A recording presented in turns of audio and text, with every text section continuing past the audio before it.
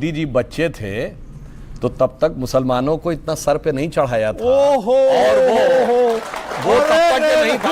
हमने जब मोदी जी मगरमच्छ पकड़ते थे तब मुसलमान डरे हुए थे। जब देश आजाद भी नहीं था, आजादी 2014 में मिली है, तब हिमालय में बर्फ भी नहीं पड़ती थी, हिंद महासागर में पानी भी नहीं था और हवा तो चलती ही नहीं थी। अच्छा, धूप भी नहीं निकलती थी। मोदी जी सूरज लेके आए, मोदी जी चांद लेके आए, मोदी जी ने हिमालय बनाया, दो आती थी। कृपया बोलने दें, कृपया बोलने दें। और 1990 में जाके नकार रखा था आपको, आपकी पार्टी को कोई गंभीरता से नहीं ले सकता था। दोस्तों, आपने डिबेटें तो बहुत देखी होंगी, पर आज मैं आपके लिए ऐसी एक मजेदार डिबेट लेकर आया हूं जो टक्कर की होने वाली है। तो दोस्तों, स्वागत है आपका हमारे स्पेशल न्यूज चैनल में। आज की बहुत ही खास स्पेशल न्यूज आपके लिए लेकर आया हूं। साथियों, आपने डिबेटें तो बहुत तरह की देखी होंगी और कोई ना कोई डिबेट में फंस ही जाता है, एक ना एक कमजोर पड़ जाता है। पर मैं आज आपके लिए ऐसी डिबेट लेकर आया हूं जो दोनों टक्कर की हैं, यानी कि जो नेता टक्कर के हैं, एक दूसरे का जवाब फटाफट दे रहे हैं। तो दोस्तों, बहुत ही मजेदार ये डिबेट होने वाली है, तो इस बिल्कुल भी वीडियो को स्किप न करिए, लाजमी लास्ट तक जरूर देखिए ताकि आपको भी इस डिबेट में बहुत ही मजा आए। तो चलते हैं, देखते हैं वीडियो में। एक सेकेंड मैं आता हूं आपके पास। राजकुमार भाटी, आपका इस चर्चा में स्टेक बहुत हाई है और मैं इसलिए जिम्मेदारी से इस बात को बोल रहा हूं। औरंगजेब पर बयान जो अबू आसिम आजमी साहब ने दिया वो आपके सामने है। Ramji Lal Suran, Rajya Sabha member of parliament, Samajwadi party. Akhilesh ji, आपकी पार्टी के सर्वोच्च नेता। क्या आपको लगता नहीं है कि आप लोगों ने इंस्टिगेट किया, आपने उकसाया? अब कांग्रेस का एक बड़ा नेता मध्य प्रदेश का साधु संतों को, महामंडलेश्वरों को सांड तक कह रहा है। मतलब क्या बचता है बचाने को इसके बाद? अब एक तो सुधांशु त्रिवेदी जी ने रामजी लाल सुमन जी के बयान का जिक्र किया, कहा कि उन्होंने ये कहा कि सारे मुसलमान औरंगजेब की औलाद हैं। नहीं, बाबर की औलाद। उन्होंने कहा मुसलमान बाबर की औलाद हैं। बिल्कुल उलट कह रहे हैं। भारतीय जनता पार्टी के लोग ऐसा कह के प्रदर्शित करने की कोशिश करते हैं कि सारे मुसलमान मुगल हैं, और हम हमेशा खंडन करते रहे हैं। आपकी डिबेट में भी कई बार किया था कि सारे मुसलमान मुगल नहीं है। किस बीजेपी के नेता ने बोला? सुमन ने सदन के अंदर यह बोला कि अगर मुसलमान बाबर की औलाद हैं, अगर कुछ छोड़ गए, आधा सच बोलना झूठ बोलने से भी ज्यादा खतरनाक होता है। वो कह रहे हैं अगर मुसलमान बाबर की औलाद हैं, देख लें आप। फिर आपने कहा कि तुम किसके लिए कहा? उन्होंने कहा फिर तुम किसकी औलाद हो? तुम कहा बीजेपी वालों के लिए। अच्छा, क्योंकि ये बीजेपी वाले ही तो कहते हैं हम महापुरुष, लेकिन आपने उसमें जोड़ दिया हिंदू समाज के लिए कहा। हिंदू शब्द उन्होंने प्रयोग ही नहीं किया। पूरे उनकी स्पीच में कहीं हिंदू शब्द नहीं है। लेकिन अमीश जी, जो आप सवाल उठा रहे हैं, कोई आदमी किसी राजा के बारे में गलत बोल दे, हो सकता है इतिहास कम पढ़ा हो सकता है ज्ञान कम हो, लेकिन हमारा कोई आदमी आपको धार्मिक विद्वेष फैलाता हुआ नहीं मिलेगा, हिंदू मुसलमान के बीच नफरत फैलाता हुआ नहीं मिलेगा। इनके लोग क्या करते हैं? मैं इनके दो सर्वोच्च नेताओं के बयान आपको बताता हूं जो इस समय सोशल मीडिया पे चल रहे हैं। कोई देखेगा, उस पर यूट्यूब वगैरह मिल जाएंगे। मोदी जी कह रहे हैं मेरा घर मुसलमानों के बीच में था, ईद पर हमारे घर मुसलमानों के घरों से खाना आता था, हमारे घर में खाना नहीं बनता था ईद के दिन। मोदी जी कह रहे हैं। योगी जी कह रहे हैं 100 मुसलमानों के बीच में भी अगर 50 हिंदू रहते हो तो वो सुरक्षित नहीं है। अब मुझे सुधांशु भाई ये बता दें, मोदी जी का बयान सही है कि मुसलमानों के घर से उनके घर ईद पे खाना आता था, उनका चूल्हा ही नहीं जलता था, मुसलमानों के बीच में सुरक्षित थे, कोई खतरा नहीं था? या योगी जी सही कह रहे हैं कि हिंदू सुरक्षित नहीं है? बहुत अच्छा इन्होंने सवाल किया, बहुत अच्छा सवाल किया। मैं बिल्कुल जवाब देता हूं। जब मोदी जी बच्चे थे तो तब तक मुसलमानों को इतना सर पे नहीं चढ़ाया था। ओहो, और वो तब तक ये नहीं था। हमने कहा जब मोदी जी मगरमच्छ पकड़ते थे तब मुसलमान डरे हुए थे। सेंटेंस बोला और ये पकड़ना आपको क्यों देखने लगता है, मुझे समझ में नहीं आता है। आप दोनों वरिष्ठ हैं, मैं तो नहीं। और आज के समय, क्योंकि तब ये देश सेकुलर नहीं था। ये 1976 के बाद से जब से देश सेकुलर हो गया है, उसके बाद से योगी जी की बात सही है। वरना मैं ईमानदारी से एक बात कहता हूं, आप एक बात भूल गए, जब देश आजाद भी नहीं था, आजादी 2014 में मिली है, तब हिमालय में बर्फ भी नहीं पड़ती थी, हिंद महासागर में पानी भी नहीं था और हवा तो चलती ही नहीं थी। अच्छा, धूप भी नहीं निकलती थी। मोदी जी सूरज लेके आए, 2014 मोदी जी चांद लेके आए, मोदी जी ने हिमालय बनाया, मोदी जी ने समुद्र बनाए। नहीं आप जो कुछ हुआ 14 के बाद हुआ। Okay okay okay Sudhanshu Trivedi कुछ नहीं था उससे पहले। देखिए नहीं, ये तो देश ही सन 47 में बना था, इससे पहले देश थोड़ी था।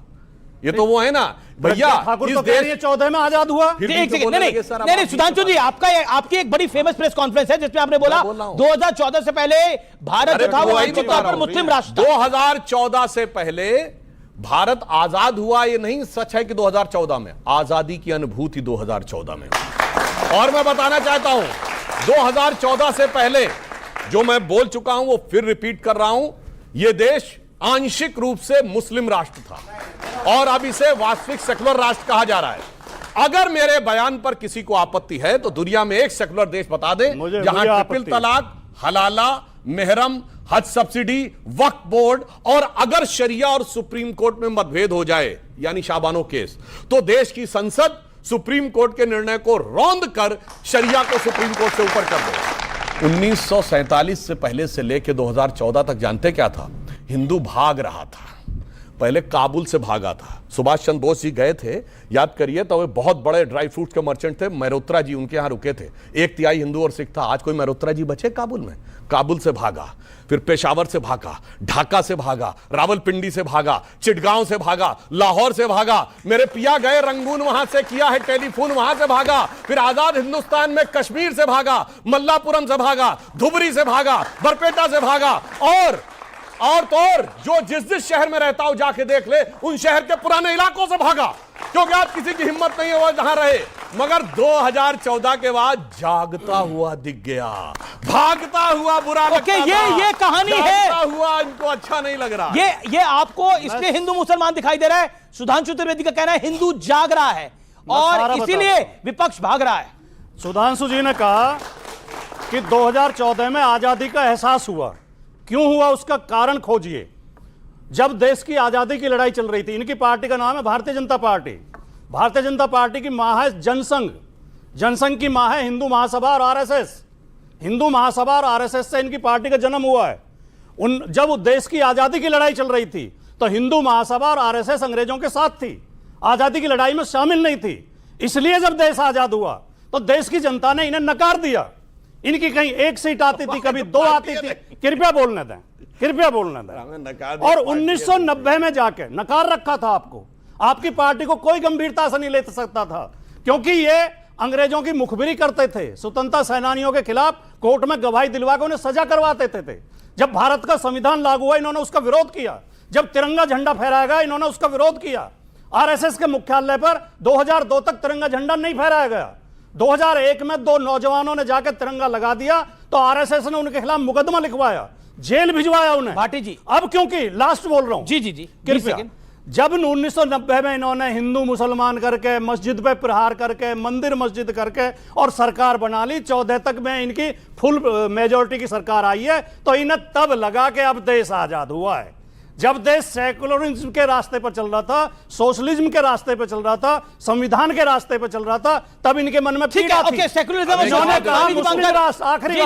आखिरी बात एक लाइन इन्होंने, पता नहीं हमारी पार्टी तो बनी 1952 में है और ये जोड़ दिए जाके उससे पहले हिंदू महासभा आरएसएस थी। आपने कहा आरएसएस की मां है, ये कांग्रेस की मां कौन है? 1885 में कांग्रेस ब्रिटिश सरकार के सेक्रेटरी एलन ऑक्टेवियम ह्यूम के द्वारा बनाई गई। पहले 25 साल में एक नहीं अनेक ब्रिटिश सरकार के secretary William Wedderburn, George Yule, Alfred Rome, नाम मैं इसका जवाब दूं। क्योंकि पार्टियों के माँ बाप की बात हो रही है, पार्टियों के माँ बाप की बात हो रही है, मैं ये अन्याय होगा विवेक श्रीवास्तव के साथ उनकी पार्टी का। एक मिनट, जी एक लाइन, इसके बाद मैं दूसरों जी और कौन किसको बाप मानता था मैं बताना चाहता हूं। सन 47 में से पहले अंग्रेजों ने रूल बना रखा था कि भारत का बजट शाम 5 बजे आएगा, चूंकि लंदन में 11 बजते थे। 1997 तक 5 बजे शाम को प्रस्तुत होता रहा। अटल जी की सरकार में चेंज हुआ। बोलो भाई कौन बाप बना के रखा था? 1968 तक किसने जॉर्ज की मूर्ति इंडिया गेट पर रखी हुई थी? आपको पता है? आजादी मिली 47 में। 48 तक माउंटबेटन क्यों रहा गवर्नर जनरल? बताओ, भारत का पता है? 1949 तक आर्मी चीफ अंग्रेज रहा। कौन? General Francis Roy butcher.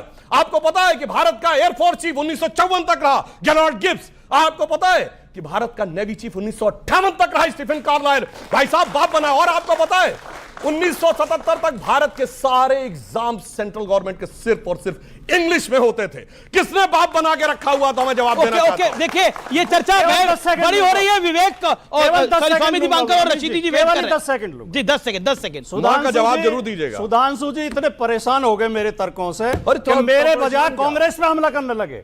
मैं कांग्रेस का प्रवक्ता नहीं हूं। आपका राइट तो है, आपके राइट पे तो है। दूसरी बात, क्या ये सब लोग नहीं जानते कि बीजेपी आरएसएस की एक शाखा है? मैंने कुछ गलत कहा? नहीं, बिल्कुल सही कहा। आरएसएस बीजेपी की मान नहीं है क्या? बिल्कुल सही कहा। तीसरी बात, बिल्कुल सही कहा। अगर एओ ह्यूम भारत के लोगों को प्रशिक्षित और जागरूक कर रहे थे,